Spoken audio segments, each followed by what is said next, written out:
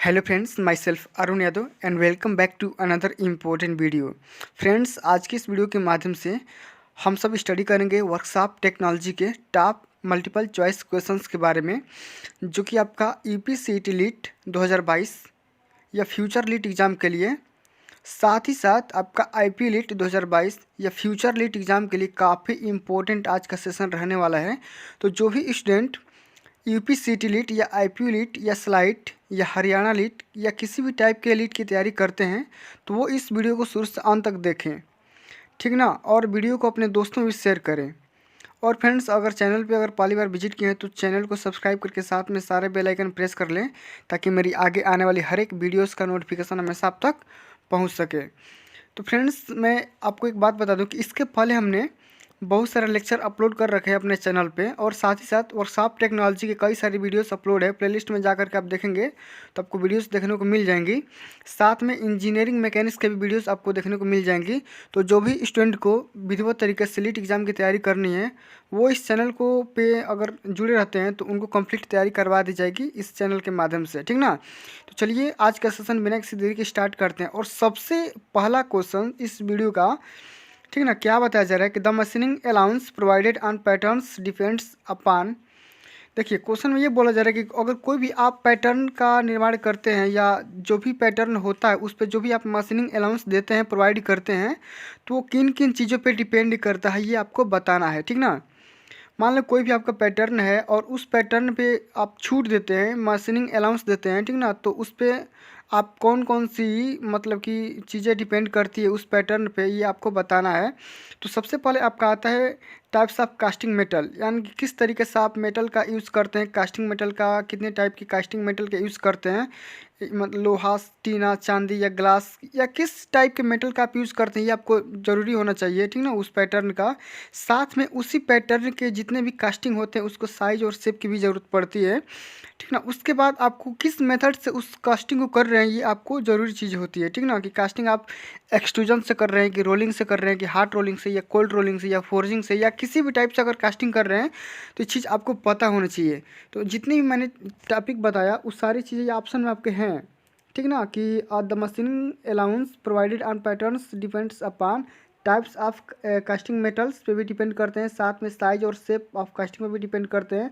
और उसके बाद आप कितने टाइप के कास्टिंग मेथड का यूज़ करते हैं, ये भी आपको पता होना चाहिए। तो ठीक है, तो जो कि आपका ऑप्शन जो चौथा है ऑल ऑफ दिस का है, तो ये आपका जो ऑप्शन होगा चौथा नंबर करेक्ट हो जाएगा, ठीक ना।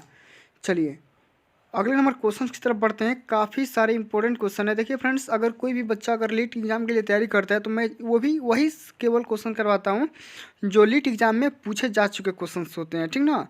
तो आप इन क्वेश्चंस को बड़े ही ध्यान से देखना, और पसंद आए तो लाइक शेयर सब्सक्राइब भी कर देना। चलिए आगे की तरफ बढ़ते हैं। क्वेश्चन नंबर 37 क्या बोल रहा है, in submerged arc welding an arc is produced between a carbon electrode and the work, metal electrode and the work, bare metal electrode and the work, two tungsten electrodes and the work। तो देखिए जब भी आप संबर्ट arc welding करते हैं तो वहाँ पे हम जो भी आपका आर्क जो जनरेट किया जाता है किसके किसके बीच में किया जाता है, तो वो किया जाता है आपका bear metal electrode and the work के बीच में किया जाता है। किसके किसके बीच में किया जाता है, तो बेयर मेटल इलेक्ट्रोड होता है और जो आपका वर्क पीस होता है उनके उनके बीच में ये आपका आर्क जनरेट किया जाता है, ठीक ना।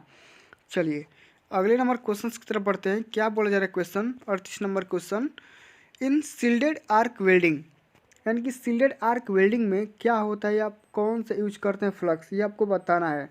तो देखो जब हम सील्डेड आर्क वेल्डिंग करते हैं तो वहाँ पे जो भी हमारी वेल्डिंग की राड होती है वो फ्लक्स की कोटिंग की गई होती है, ठीक ना, फ्लक्स की कोटिंग की गई होती है। तो जो कि आपका ऑप्शन नंबर सी में देखने को मिल जाएगा कि welding rod coated with fluxing material is used, यानी कि जो भी आपका राड हम यूज करते हैं फ्लक्स के कोटिंग किया गया हम राड यूज़ करते हैं। तो ऑप्शन नंबर सी सही हो जाएगा। चलिए 39 नंबर क्वेश्चन की तरफ बढ़ते हैं। क्या बोला जा रहा है कि in a die casting method the molten metal is forced into mould under high pressure. ये आपको बताना है कि करेक्ट है या इनकरेक्ट है, ये आपको बताना है। देखिए जब भी हम डाई कास्टिंग मेथड करते हैं तो जो भी हम मोल्टेन मटेरियल को फोर्स करते हैं, यानी कि जितना भी हमारा मोल्टेन मेटल होता है और ये राइजर और स्क्रू पिन की मदद से हाई प्रेशर से ये अगर पैटर्न के अंदर जाता है तो वो क्या होता है, तो हाई प्रेशर पे ही जाता है, ठीक ना। तो ये आपका ऑप्शन सही है, करेक्ट वाला ऑप्शन सही हो जाएगा। लो प्रेशर नहीं होगा, हाई प्रेशर ही होगा, ठीक ना। आगे की तरफ बढ़ते हैं और क्वेश्चन नंबर 14 ये बोल रहा है कि in a centrifugal casting method the impurities are collected in the centre of the casting. ये आप सही है या नहीं ये आपको बताना है। तो सेंट्रीफ्यूगल कास्टिंग मेथड में जो भी आपकी इम्प्योरिटीज जो कलेक्ट की जाती है वो सेंटर ऑफ कास्टिंग के मदद से ही आप क्या करते हैं, तो कलेक्ट करते हैं। तो ये आपका ऑप्शन यस वाला करेक्ट हो जाएगा। चलिए अगला नंबर क्वेश्चन देखते हैं। 41 नंबर क्वेश्चन ये बोल रहा है कि in hard chamber die casting machine, यानी कि hard chamber die casting machine में क्या होता है ये आपको बताना है। Melting pot is separate, melting pot separate नहीं होता है। Melting pot is an integral parts of the machine, ये वाला सही है, ठीक ना। ऑप्शन बी इसका करेक्ट है। चलिए अगला नंबर क्वेश्चन देख लेते हैं। क्या बोला जा रहा है कि the electrodes used in spot welding have a tip of stainless steel, aluminium, copper, brass.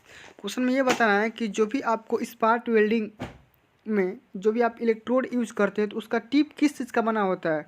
देखो इलेक्ट्रोड यानी कि ऐसा इलेक्ट्रोड होता है, और टिप किसको बोलते हैं, इसके बाहरी वाली नुकीले चीज़ को, ठीक ना। तो ये इसका टिप जो होता है ये वाला हिस्सा किस चीज़ का बना होता है, तो ये आपका बना होता है कापर का। किसका बना होता है, तो कापर का। यानी कि स्पॉट वेल्डिंग में जो भी आप इलेक्ट्रोड यूज करते हैं उसका टिप कापर का बना होता है, ये आप याद कर लीजिए, ठीक ना।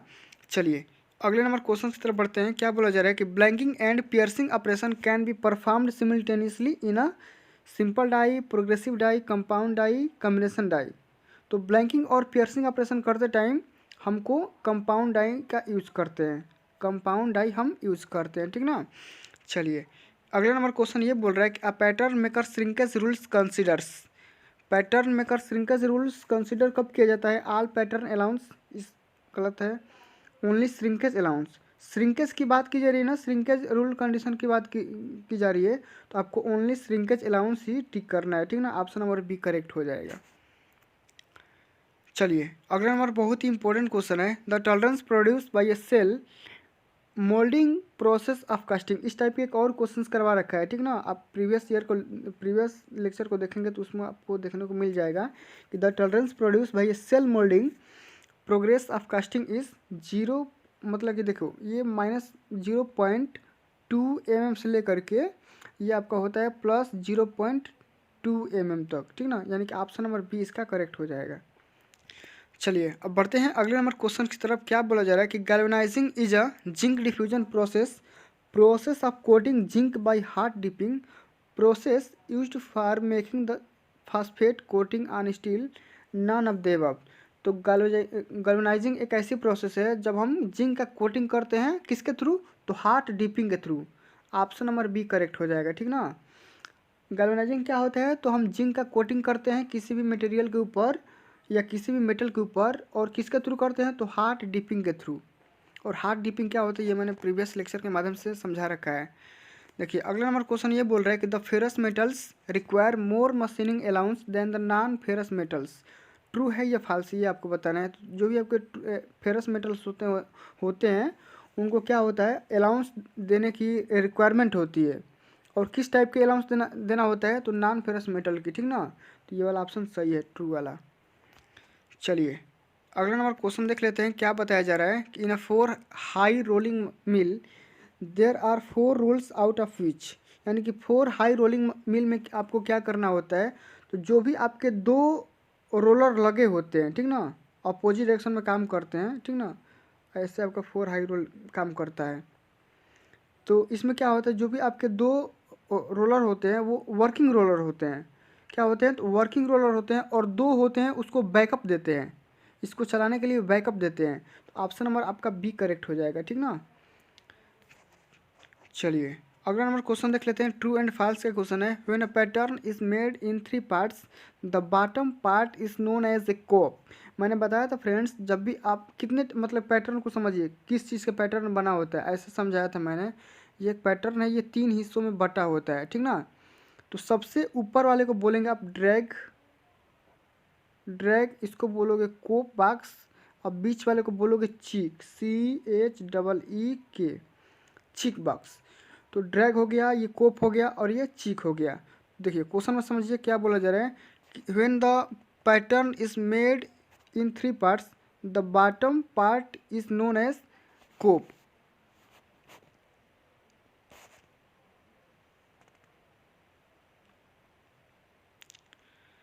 चलिए अगला नंबर क्वेश्चन देख लेते हैं। 49 नंबर क्वेश्चन क्या बोल रहा है कि when a pattern is made in 3 parts the bottom part is known as कोप।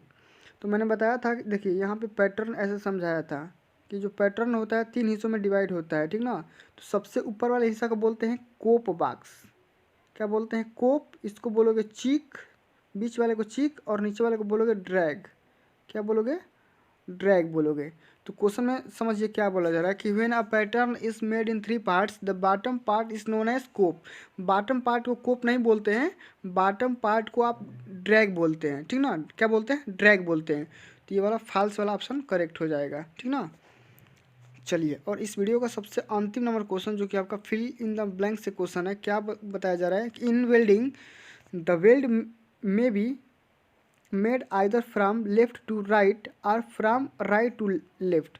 ये बताने कि आप किस वेल्डिंग में आप किसी भी चीज़ को लेफ्ट टू राइट कर सकते हैं या राइट टू लेफ्ट आप कर सकते हैं, इजी वे में लाने के लिए वेल्डिंग प्रोसेस को, ठीक ना। कि किस आप वेल्डिंग मेथड में क्या करते हैं, वेल्ड को क्या कर सकते हैं कि राइट टू लेफ्ट कर सकते हैं या राइट से लेफ्ट कर सकते हैं। तो ये हम कर सकते हैं वर्टिकल में, ऐसे वर्टिकल में, या तो आप ऐसे भी बिल्ड कर सकते हैं या आप ऐसे भी बिल्ड कर सकते हैं, ठीक ना, ऐसे करके। तो ऑप्शन नंबर सी वाला सही हो जाएगा, ठीक है। तो फ्रेंड्स आज के लिए बस इतना ही, मिलते हैं अगली वीडियो में।